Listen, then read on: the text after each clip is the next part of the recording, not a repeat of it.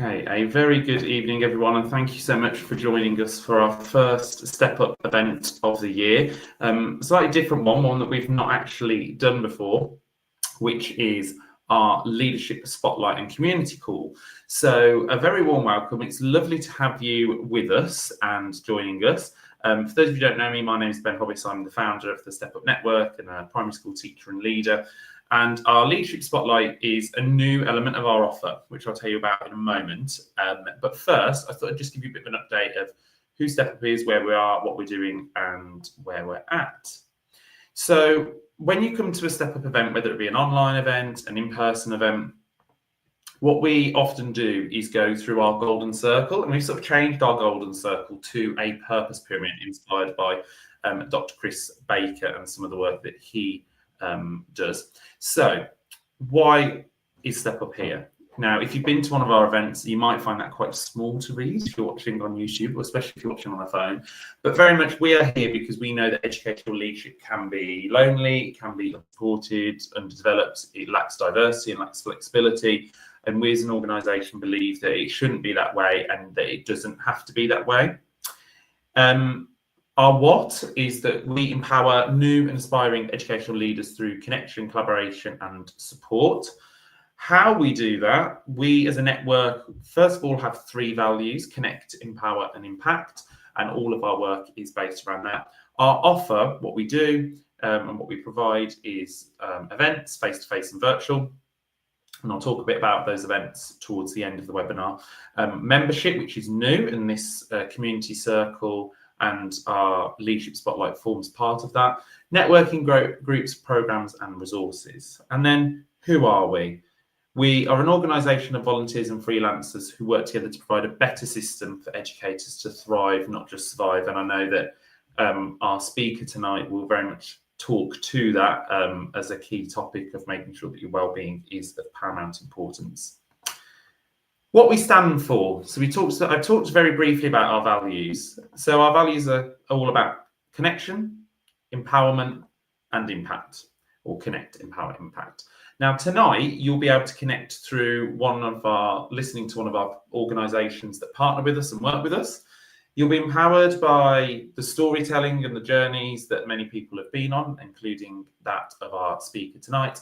And the impact that we hope it will have is that you implement what you learn tonight in your day-to-day practice for both yourself, but also those that you lead. So making sure that you do take care of your well-being. Also, we think it's really important to talk about what we do, but what we've done. And I think this slide just captures a very small amount of the impact that we do have on our community and on the education system. You can see there some key figures that measure some of the work that we do, but also you can see on there 2 quotes, and they're just a number of quotes that we have from people who've actually been empowered because of the work that Step Up do, whether that be through attending an event, whether that be through attending and engaging with one of our programs, and so on and so forth. Now, tonight, as I said, this is a new part of our offer, and tonight will actually be very different to that offer that we usually provide.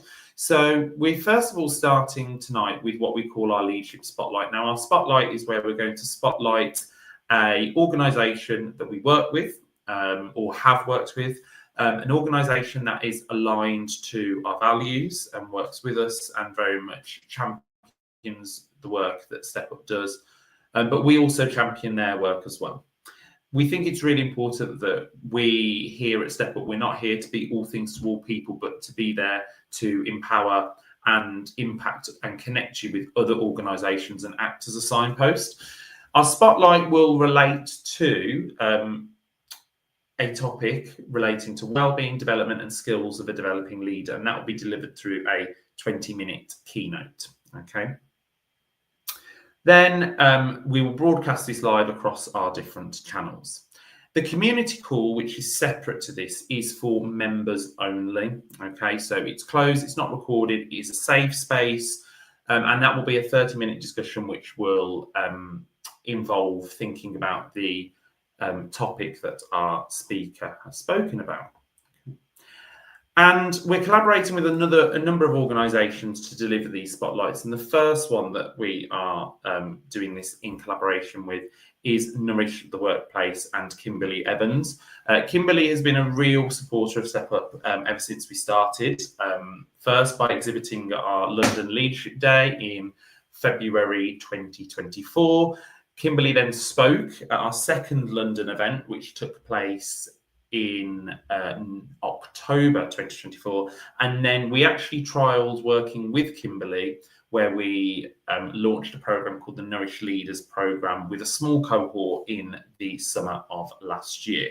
So I'm going to stop sharing my screen and then welcome Kimberley to the stage. Good evening, Kimberley. Thank you for joining us, and thank you for being our first speaker. Thank you. Thank you for having me. And hello to everybody that is watching, wherever you are watching and whatever you are watching on. I'm deliberately not going to share any slides today because I'm quite conscious of, we don't know how people are watching and whether or not, I was very conscious that people might be accessing this on a small screen and my tiny little writing was going to be completely lost. So basically, I'm Kimberley Evans, Nourish the Workplace. You can find me on X, Nourish the Workplace without the A, and I'm also partnered with an organisation called Diary Toolkit. The Diary Toolkit is also on X, on Instagram. Both are on Instagram and on LinkedIn.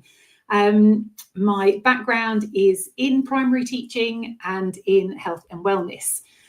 I'm basically here today to empower you to take control of your wellbeing, to empower you to stand up for your own wellbeing and the priorities that needs to bring, and give you some tools to actually take away to use. So whenever you're watching this, whether or not you're watching us live or whether or not you're watching it on a replay, you'll be able to take away these little nuggets of information and put them into practice.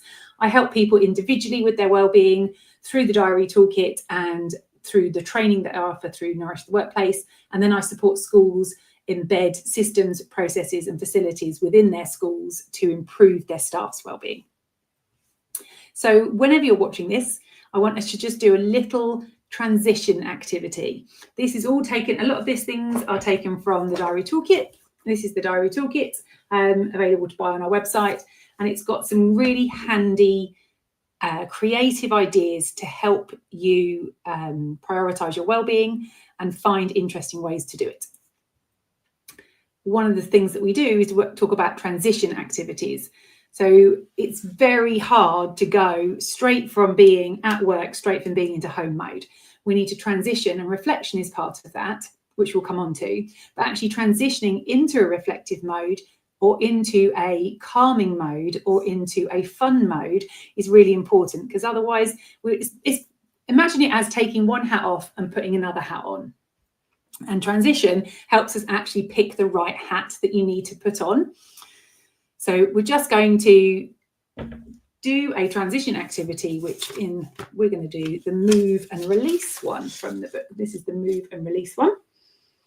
And we're going to just take a few deep breaths and then just let everything kind of relax. Relax those shoulders, because I guess that they're hunched up, especially if you're holding a phone or if you're sitting at a desk and you're kind of stressed. Just relax, take another big deep breath in, and then relax everything, and then just kind of move your shoulders around to just kind of move it out and release all of those kind of things. Have a good stretch, have a big stretch up, big stretch out, move your head around, and it is literally just releasing the tension, because we spend a lot of time tense without realizing.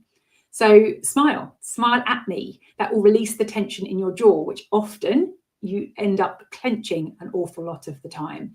Release the tension in your neck and release the tension in your shoulders. And that then just puts us in a much better frame of mind to then take on board any kind of information that we're going to get next. One of the big issues that I see at the moment is people not taking or people not asking for their leadership time. So the Step Up Network really empowers leaders to do that next step on their journey. But actually aspiring leaders, in my eyes, tend to be juggling the most type of things, the most amount of things often within a school. You're often still teaching in the classroom. You're taking on more and more responsibility within the school. You're trying to prove yourself. You're trying to prove that you can take on things at the same time, prove that your leadership material at the same time is still doing daily teaching. And then that leads to a very, very, very full stress pot. You've often then at the time of your life where you are taking on more responsibility within your family life, whether or not that is becoming parents, becoming a partner to somebody, or your parents are getting older, so you've got parental response, you've got kind of children responsibilities to your parents. So it becomes a very, very tricky time of your life. Very exciting time, but then that really does mean that you do need to prioritize your well-being. So you do need to make sure you are taking the leadership time that you are offered, and if you are not offered it, to be asking for leadership time. If you're taking on more responsibilities, there are only so many hours in the day. You can't just keep maxing yourself out. You can't get to the 25th, the 26th hour in the day. Something has got to give. And unfortunately, it's very easy to let ourselves go and to let our fun times go in order to be able to achieve the career goals that we want to. But leadership time is there. I know money is tight, but the time is there. You just need to ask for it. And the people above you, the people will be very busy. You won't be their priority. So you need to make sure you are standing up for yourself and you are asking for it to ensure that you're getting the time that you need to do the jobs that you need to do properly. The other thing that we need to think about is compartmentalizing, just turning my notes over, sorry, compartmentalizing sections of our life and building boundaries within that. So it's about empowering yourself as a leader to say, if you want me to be able to do that, that's brilliant. I'm more than happy to take that on, but I'm going to need some time to do that. Or what can I not do this week so that then I can do that? Building boundaries is really, really important. Saying no more often, saying no for the right things, and compartmentalizing. By that, I mean putting the boundaries in place so that you have got your work life within a boundary and your home life is within a boundary, and things within your home life are within those boundaries, and they don't merge together, and the time doesn't eke into one of the other ones, so that they become very protective. Build the walls around it so that then you can have a wonderfully thriving full career and have a very happy home life at the same time. So then how? It's all very well and good me sitting here telling you that that's what you need to do, but how do you do that? Transition activities like we did before really, really help us transition from one mode into the next mode. Very, very often we just jump in the car, we're thinking about all the work things that we need to do, what we need to do when we get home, and then we walk straight in the door and we then bam into the next one, but into the next kind of role within our life. But we're still talking and we're still thinking about the other hat that we're wearing. So that's what I mean by compartmentalize. So transitioning from one role to another really does help. There's lots of activities within the Diary Toolkit to help you with this. Some people will find actually being physically in the car will just be a transition enough. But if you get out the other end and you're still thinking, you're still mulling over those conversations that you had before, still worrying about an email that you might need to send later on or that you've got to deal with tomorrow, or a behaviour issue, then you might need to actually be a lot more proactive with that transition activity. And then building on that, properly doing a reflection activity. So that's what the Diary Toolkit was also about as well, is teaching you reflective activities for reflective practice so that it's not all kept in your head. Because we do tend to keep all these things in our head, not reflect on them, not process them properly, and that's when they leak into the other parts of our life. So to be able to do a reflective activity really helps you bookmark the end of your day. It's not saying that those don't matter anymore. It's not saying that you absolutely won't be able to think about them for the rest of the day, but you've processed it and you've dealt with it, and then you physically close a book on it, close a lid on it, or put the laptop lid down. That really, really helps. There's lots of different reflective activities you can do. You can physically write, you can draw, and that's what all of these things are about. If it helps to be in the car, you can voice note yourself and say the things out loud. They're very, very powerful about explaining what you have experienced during the day, so that then you can process those emotions, so that the emotions are dealt with, and then it helps you move on to actually enjoying your evening. Some of the boundaries that I talk about that really, really help this is taking your emails off your phone, or at least taking the notifications off your phone. This isn't for everybody. I totally understand that. There are some people that say they get very jittery if they can't access it, and other people say, oh yeah, but I want to be in control of when when I get those emails, and I don't want a surprise in the morning. I get that. Maybe reflect on why that is, because actually it's very empowering to be able to take those notifications off your phone. There needs to also be boundaries put in place within your staff and within the staff team that you work in, to let them understand and know how to get hold of you in a real emergency, and when sending you emails is not an emergency.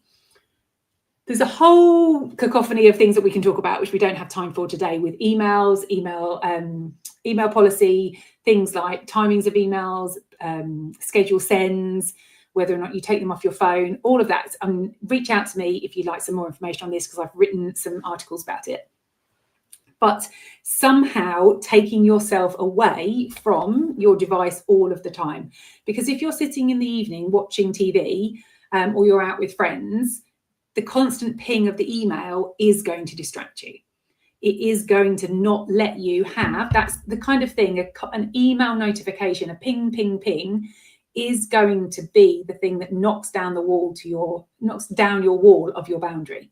So you need to help yourself by building that up, by taking those notifications off. The other thing I really wanted to talk to you about today was WhatsApp groups. Now, I love WhatsApp groups, and I run some of my business on WhatsApp. I've got WhatsApp Wellbeing support groups, and if you would like to join that, then please let me know. If you send me a message with WhatsApp, I will send you the details on how to join my WhatsApp support group, which gives wellbeing advice a couple of times a week. But WhatsApp is becoming the new email in how it erodes into our evening. So staff WhatsApp groups are great. Social staff WhatsApp groups are great. Are you watching that program tonight? Do you fancy going out for a drink tomorrow? Did you see that funny thing that happened on the playground? They're great because they are social, and they are helping you process. They're helping you process your emotions. They're building connections with your staff, building a sense of belonging. They're brilliant. However, if you're in a WhatsApp group with staff members who are pinging you emails at 9 o'clock at night saying, can I talk to you tomorrow about this? Or have you got an opinion on this? Or can I send you this email because I'm replying to it because they're working and they want you to chip in to their work?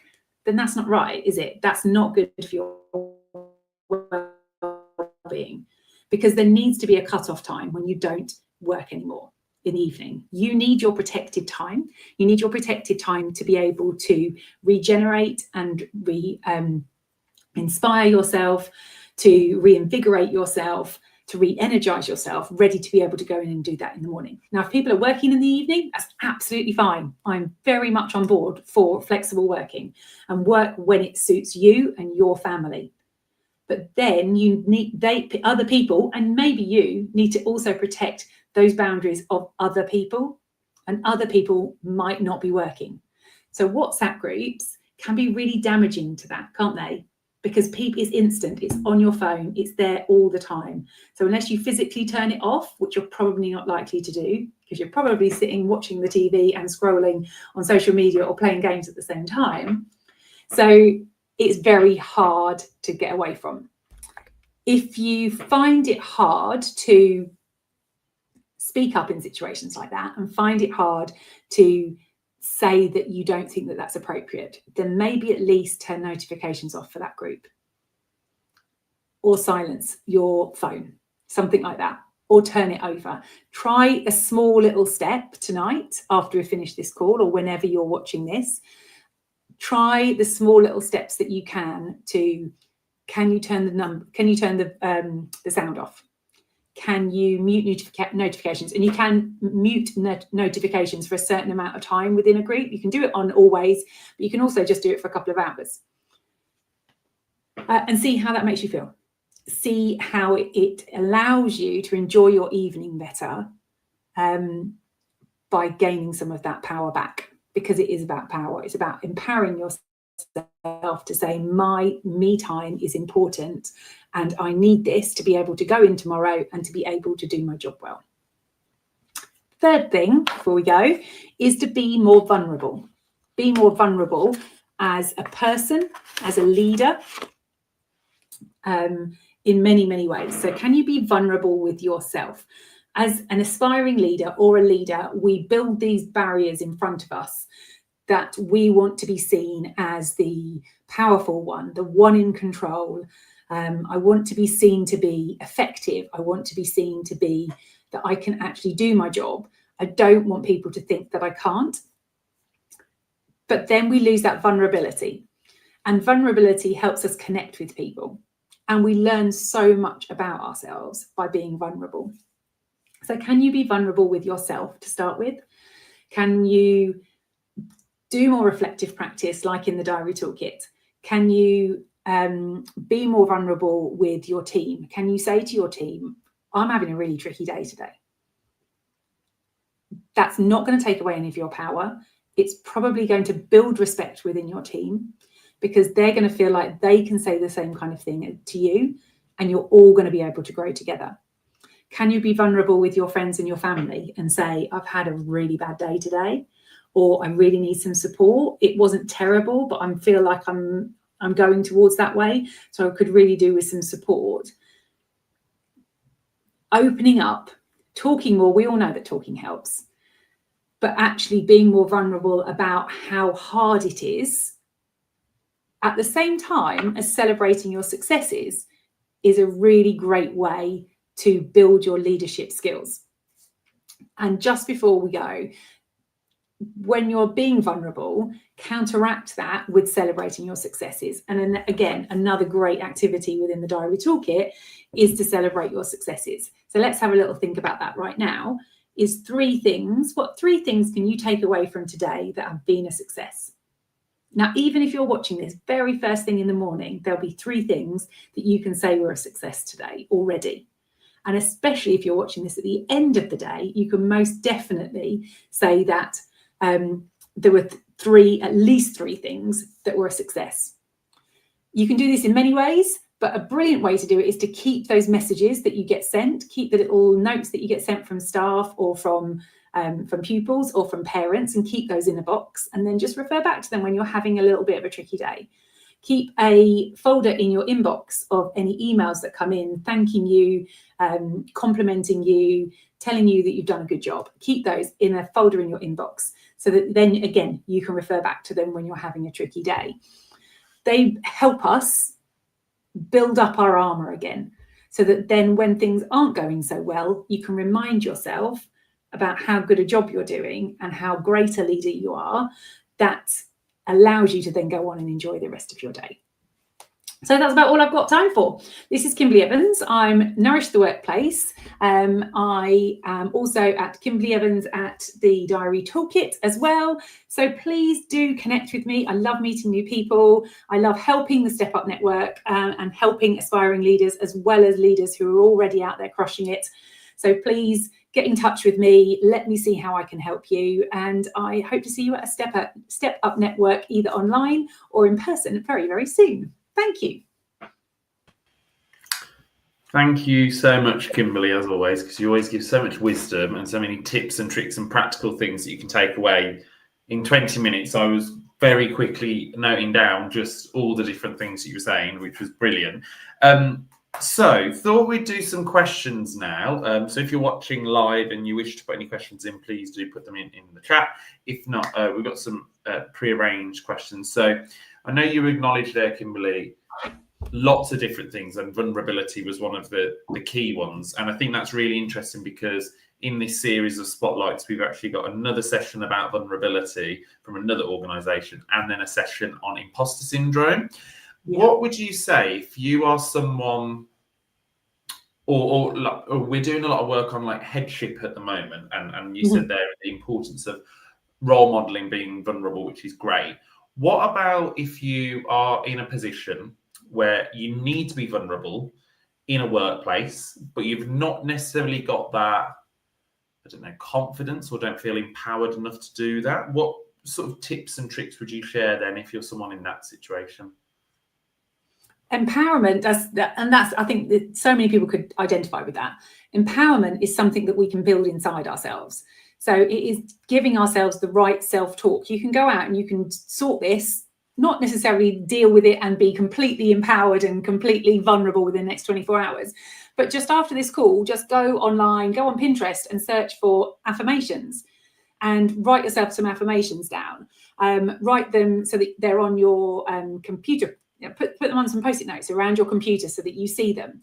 I am valid. I do know what I'm talking about. I am a successful person. I am a teacher. I am a leader. Those things. Have them on your phone as well. Empower yourself to have them on your phone. Have them as a screensaver so that when you turn them on, I know people that have got them as passwords. You can use affirmations as your password so that you're constantly thinking of that.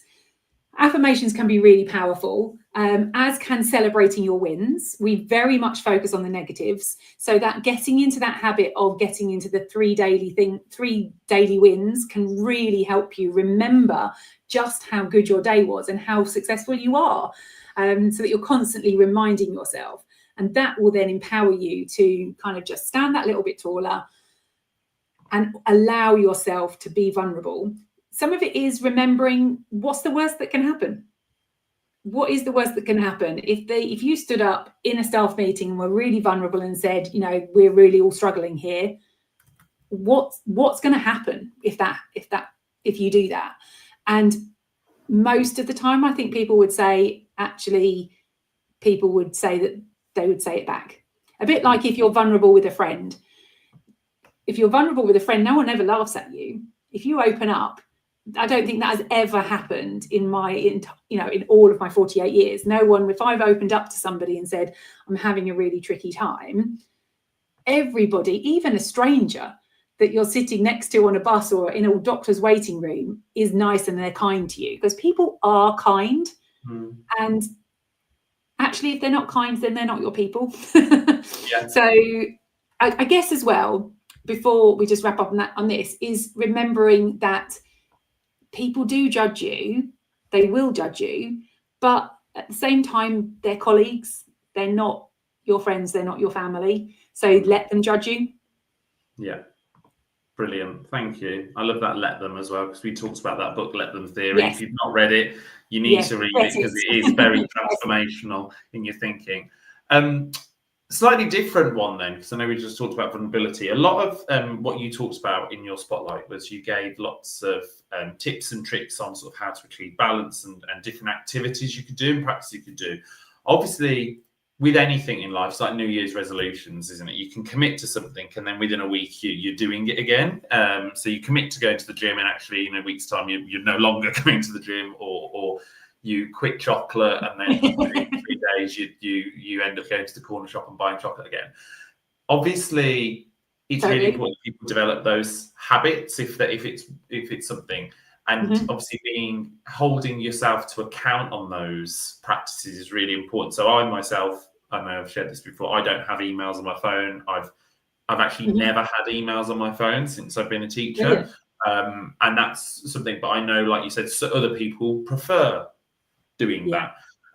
What would you say are your tips and tricks to make sure those habits, if you are someone who, say, at the moment thinking, you're watching this and thinking my well-being and my balance isn't where I want it to be, what tips and tricks would you give for more so holding the themselves to account so that those habits do become habits and don't die out eventually? Yeah, it's involving other people really helps. So doing it together, saying to colleagues, whether or not it's somebody, if you're an aspiring leader, so people within your school and your organisation, or if you're already a head, reaching out to other heads to say whether or not you can do something together. You know, can you have a WhatsApp group? And I was talking about WhatsApp and removing notifications, but using it as a power for good. Can you have a WhatsApp group where you share your vulnerabilities, or also you share your wins, and can we just drop into each other, or do it on the WhatsApp group that I've got as well? Would be brilliant to see more people in that, more people engaging in that, and actually just dropping in every day with their 3 daily wins. So yes, definitely involving other people. I've actually got a post ready to go on LinkedIn about accountability and paying for stuff. When you pay for things, that adds a level of accountability. So today I did a dance workout because it's something I subscribe to on YouTube. I pay, it's only £9, but I pay that £9 a month. So I feel like I need to use it. So that makes me do it. I could find something to do it for free, but then I probably wouldn't do it. Like that's added a layer of accountability in. Buying something like the Diary Toolkit, so you've paid out for it, will add a layer of accountability in. And maybe setting yourself some goals as well. So work with a mentor, work with your professional development team at school to say, I want to be able to do this by then. And that I want to be able to lead my team in this way. And they might be able to then help you keep accountable, because, okay, I'm going to have a review in 6 months' time, and I want to be able to say that I've done it by then. So involving other people is always my top tip for keeping yourself accountable. Yeah, that's brilliant. I think that's really important. I think it's also sort of your responsibility, not just for yourself, but that idea of doing it for others as well. If you notice someone and you can tell like they're looking really burnt out, like go and check in on them, get them to come to the staff room if they want, or go and sit and eat your lunch with them. Or like two of my colleagues, we walked to the local Tesco the other day because we got PPA together in the afternoon. It was like, right, let's get some fresh air and get out of the building because we're here till 5 o'clock with staff meeting. So I think that thing of involving others is really, really important. And I suppose that's where, when we talk about vulnerability, that's where that vulnerability will come out, because if you are involving others, then you can be more vulnerable and you feel more confident and comfortable and empowered to do that with other people, I suppose, as well. Absolutely, because there's power in community, isn't there? And that will always help with that. Yeah, definitely.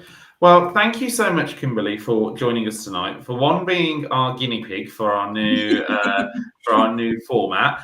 So after this session, this was obviously streamed live. We know we had some issues with the streaming at the beginning, but that has now been fixed now.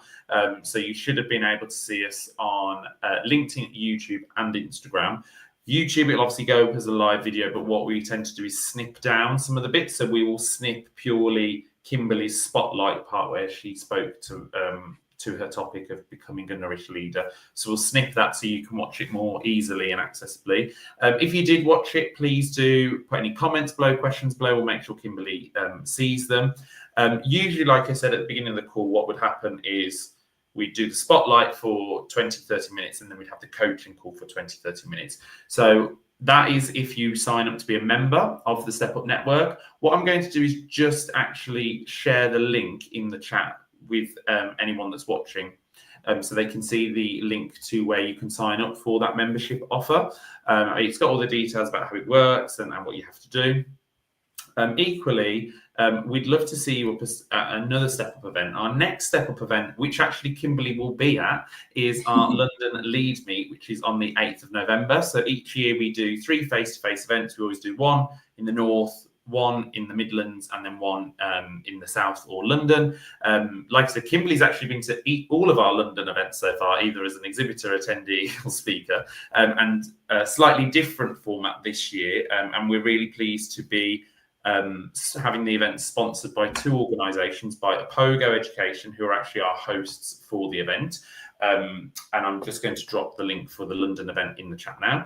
But also the Institute of Leadership, who are an organisation that we've been doing some work with this year.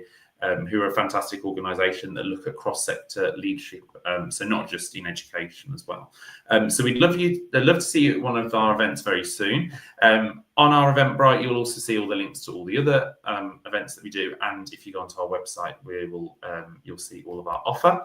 But yeah, Kimberley, once again, thank you so much for joining. It's always a pleasure to be with you and to be around you.